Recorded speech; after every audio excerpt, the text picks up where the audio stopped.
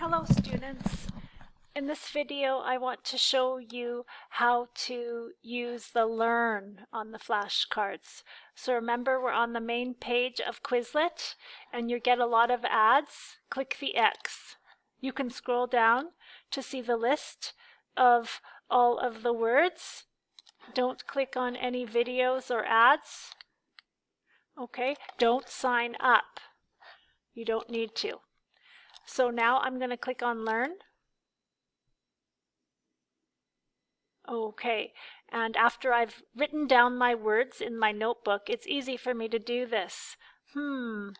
Nice. I don't know what this is. So I'm going to click Don't Know. It says give this a try, skipped. It gives me the right answer. Now down here I can press continue, or I can press any letter like G, H, J. Press continue. Okay, and now it has a definition here. And here, a child who tells a parent or teacher about something bad or wrong that another child has done. I can type my answer. I think it's a tattletale. And now I'm going to click the answer. Okay, I got it right. And this one here, to cry noisily. I might try to write it. Okay, and then I might answer it here. And mathematics, I don't know that one. I can skip it. And arithmetic, okay? So I can just continue going through like this. And I'm just going to type the answer quickly here so we can see what happens. And I'm just going to, it tells me I'm doing a really good job. So now I need to click the add. Okay, and I can continue.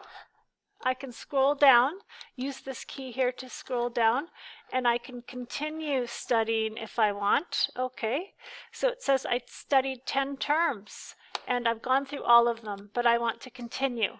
So now I'm just going to continue. Now when I finished studying all the words, when I went through them and I got right answers, it will say, congratulations, you studied everything.